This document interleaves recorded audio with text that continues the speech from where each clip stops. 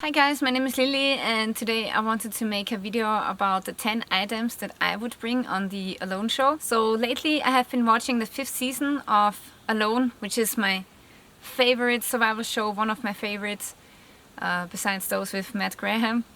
And yeah, I think it's a pretty awesome show because it's so realistic.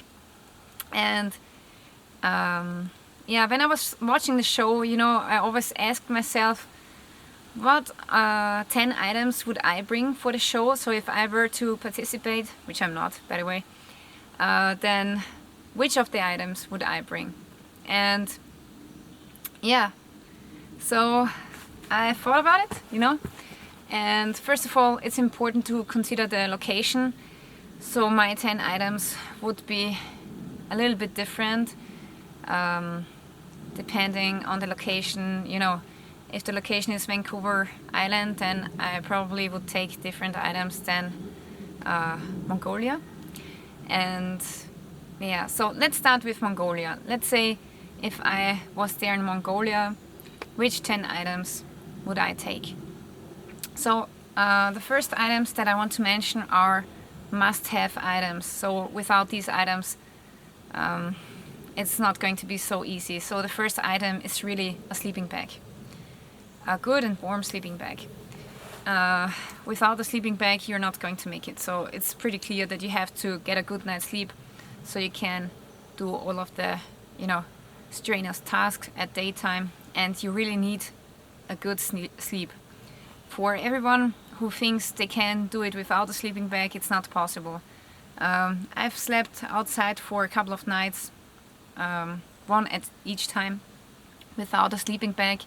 And I can promise you, after 3 days you will go home because you will be so tired. Because without a sleeping bag you always have to have a fire going, and you can't really sleep through, and you always have to feed the fire. First of all, that's going to take a lot of firewood, right? But also, yeah, it's just going to wake you up every half an hour. So yeah, a sleeping bag is a must-have. So that's my first item. Second item is a pot. I think they can take a 2 quarts pot or something. So yeah, definitely you want to have a pot for boiling water, for making a soup, for making a tea, for making a stew with fish, for example. So a pot is really important. And yeah, you can go without a pot. So you could, grill the fish over the fire instead of making a stew. But actually with the stew it's better because then all of the nutrients leak out of the bones. And yeah, so with a pot, when you're cold you make yourself a tea before you go to bed, and you can prevent hypothermia much easier. So a container is just so very important. So that's my second item. Now for wood processing, which is a must. Yeah, you can't be out there without processing any firewood. I would take 2 items. I would take a saw and a knife. And yeah, some people take an axe instead of a saw, which I can understand, but I believe that an axe will cost you a lot of energy, and a saw is very efficient. So I'm just a fan of saws, but I can understand everyone who opts for an axe, for example. So I'm definitely the saw girl, the saw gal.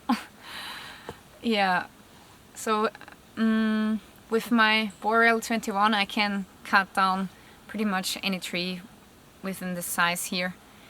And yeah, you're going to have to fell a tree sooner or later because they don't have a lot of firewood around. In Mongolia, yes, there are a lot of dead standing trees around, but on Vancouver Island it didn't seem like they had a lot of firewood. So a saw or an axe is a must-have for felling trees.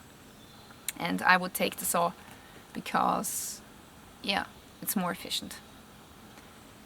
Then for smaller processing, wood processing, I would take the knife, as I mentioned before. With the blade you can baton and make small kindling, and you can make fine tinder by making shavings, with the blade.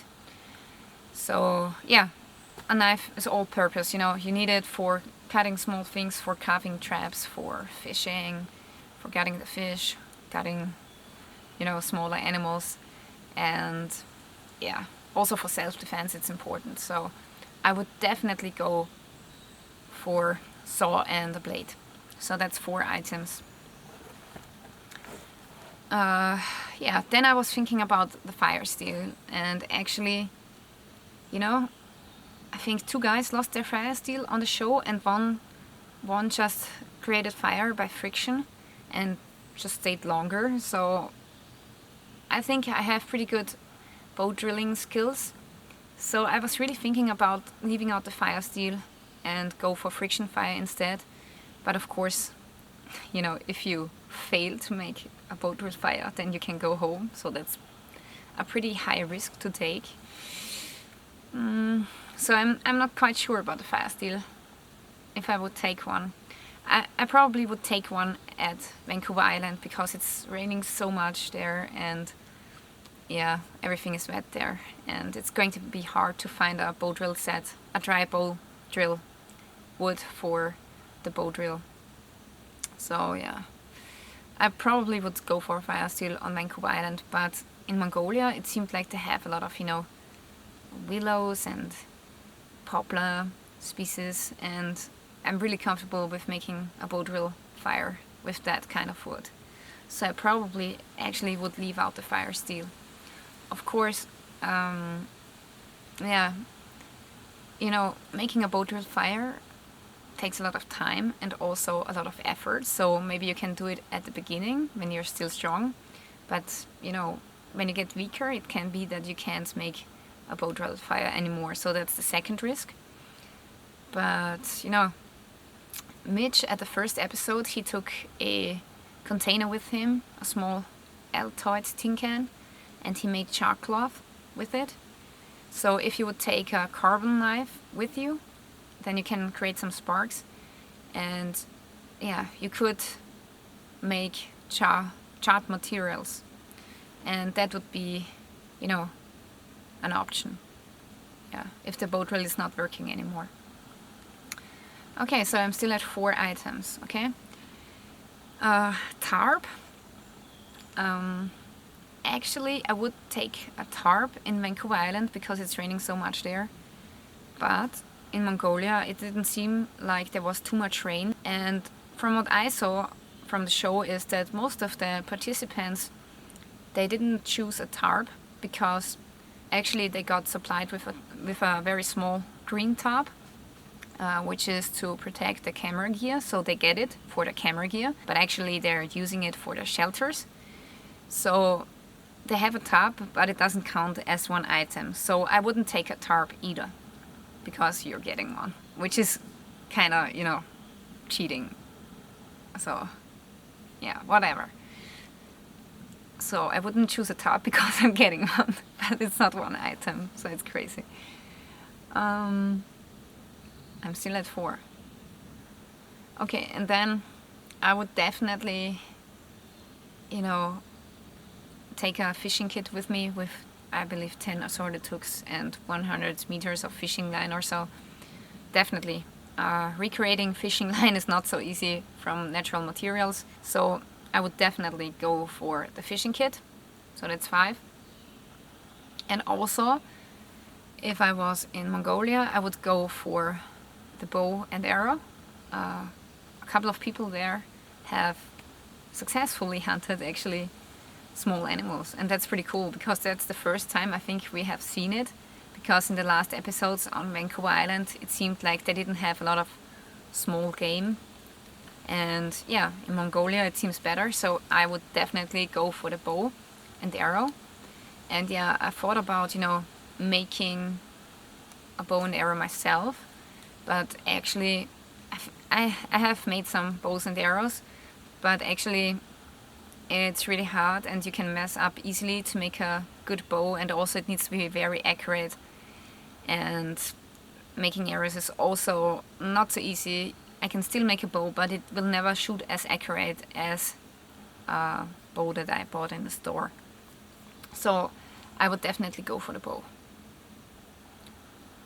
So I would have a sleeping bag, I would have a pot, I would have wood processing tools, saw and knife, and no fire steel, but a fishing kit and a bow. 6 items. And the rest, which is 4 items, you can actually trade in for emergency rations. So I believe they can take like 2 pounds per item. So 4 items, emergency rations equals 8 pounds of grains and stuff. So I would definitely go for 4 emergency rations, definitely. Because, yeah, you need food, you know. It's really hard to get carbohydrates in the wilderness. You will only get like greens, wild edibles, and fish. Maybe you're lucky and then you get a small animal. But carbohydrates, it's really hard to get, so I would definitely stock up on carbohydrates. And also that's important for me, especially because I'm really thin, and if I wouldn't take 4 emergency rations with me, then I'm definitely sure that they would take me out after 2 or 3 weeks because I would lose too much weight. And that's really the downside of being so slim, right? So if you have a little bit more on your ribs, then you have a better chance of winning this game, definitely. Yeah, I'm really excited how the last season will end, and believe me, I'm always sitting like this in front of the TV, and yeah, I'm really, enjoying it, and I'm always hoping that they will have good results on their survival skills, and yeah, it's pretty awesome show. I really like it. Yeah, so this was my choice of items, and if you agree with it, let me know in the comments, and also if you disagree with it, let me know in the comments as well. Let me know your 10 items that you would take onto this show. Thank you for watching, and stay tuned till next time.